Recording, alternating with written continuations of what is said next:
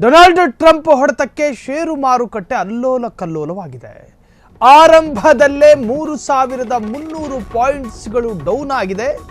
ಆರಂಭಿಕ ಆಘಾತದಿಂದ ಚೇತರಿಸಿಕೊಳ್ಳುತ್ತಿರುವಂತಹ BSE ಮತ್ತು NIFTY ಅಂದರೆ ನಿಫ್ಟಿ ಸದ್ಯ 2,800 ಅಂಶಗಳ ಬಳಿ ಇರುವ BSE ಸೆನ್ಸೆಕ್ಸ್ ನಿಫ್ಟಿ ಚೇತರಿಸಿಕೊಳ್ಳಲು ಹರಸಾಹಸ ಪಡ್ತಾ ಇದೆ.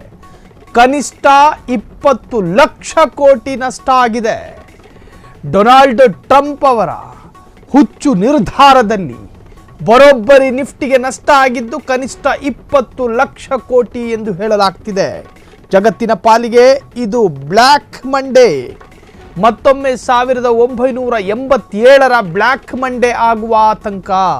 1987ರಲ್ಲಿ ಅಮೆರಿಕಾದ ಡೌ ಜೋನ್ಸ್ 22.6ರಷ್ಟು, 1987ರಲ್ಲಿ ಅಮೆರಿಕಾದ S&P ಯಲ್ಲಿ 30ರಷ್ಟು ನಷ್ಟ ಆಗಿತ್ತು. ಇದೀಗ ಮತ್ತೆ ಅದೇ ಸನ್ನಿವೇಶ ಎದುರಾಗಿರುವಂತಹದ್ದು. ಟ್ರಂಪ್ ಹೊಡೆತಕ್ಕೆ ಷೇರು ಮಾರುಕಟ್ಟೆ ಅಲ್ಲೋಲ ಕಲ್ಲೋಲ ಆಗಿದೆ. ಆರಂಭದಲ್ಲೇ 3,300 ಪಾಯಿಂಟ್ಸ್ಗಳು ಡೌನ್ ಆಗಿರುವಂತಹದ್ದು ಮತ್ತೊಮ್ಮೆ 1987ರ ಬ್ಲ್ಯಾಕ್ ಮಂಡೇ ಆಗುವ ಆತಂಕವೂ ಕೂಡ ಎದುರಾಗಿದೆ. 1987ರಲ್ಲಿ ಅಮೆರಿಕಾದ ಡೌ ಜೋನ್ಸ್ 22.6ರಷ್ಟು ಪತನಗೊಂಡಿತ್ತು. 1987ರಲ್ಲಿ ಅಮೆರಿಕಾದ S&P ಯಲ್ಲಿ 30ರಷ್ಟು ನಷ್ಟ ಆಗಿತ್ತು. ಇದೀಗ ಮತ್ತೆ ಅದೇ ಸನ್ನಿವೇಶ ಮರುಕಳಿಸುವ ಆತಂಕದಲ್ಲಿ ಹೂಡಿಕೆದಾರರು ಇದ್ದಾರೆ.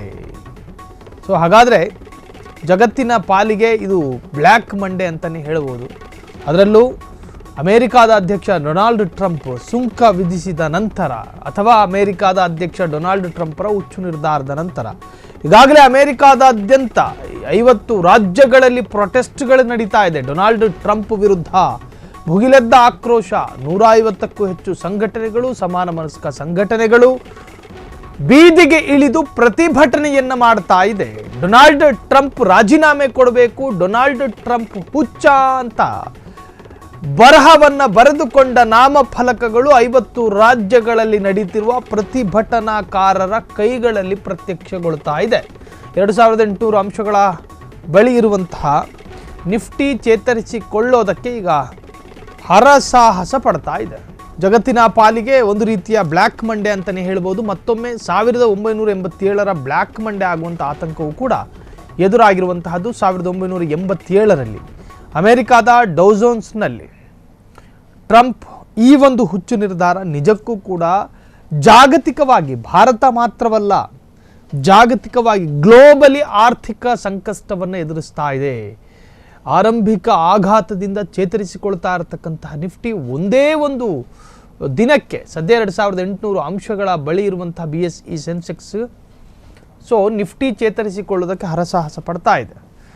ಇನ್ನೂ ಕೂಡ ಟ್ರಂಪ್ ನಿರ್ಧಾರ ಆರ್ಥಿಕ ಹೊಡೆತವನ್ನು ಕೊಟ್ಟಿರುವಂತಹದ್ದು ಕನಿಷ್ಠ 20 ಲಕ್ಷ ಕೋಟಿ ನಷ್ಟ ಎಂದು ಹೇಳಲಾಗ್ತಾ ಇದೆ. ಇದು ಡೊನಾಲ್ಡ್ ಟ್ರಂಪ್ ಹೊಡೆತಕ್ಕೆ ಈಗ ಭಾರತ ಆರ್ಥಿಕತೆಯಿಂದ ತತ್ತರಿಸಿ ಹೋಗಿರುವಂತಹದ್ದು. 1987ರ ಅಮೆರಿಕಾದ S&P ಯಲ್ಲಿ 30ರಷ್ಟು ನಷ್ಟ. ಕ್ಷಣ ಕ್ಷಣದ ಸುದ್ದಿಗಳಿಗಾಗಿ ಫ್ರೀಡಂ ಟಿವಿ ಸಬ್ಸ್ಕ್ರೈಬ್ ಮಾಡಿ, ಲೈಕ್ ಮಾಡಿ ಹಾಗೂ ಫಾಲೋ ಮಾಡಿ. ಹೊಸ ಸುದ್ದಿಗಳ ನೋಟಿಫಿಕೇಶನ್ಗಾಗಿ ಬೆಲ್ ಐಕಾನ್ ಮೇಲೆ ಕ್ಲಿಕ್ ಮಾಡಿ.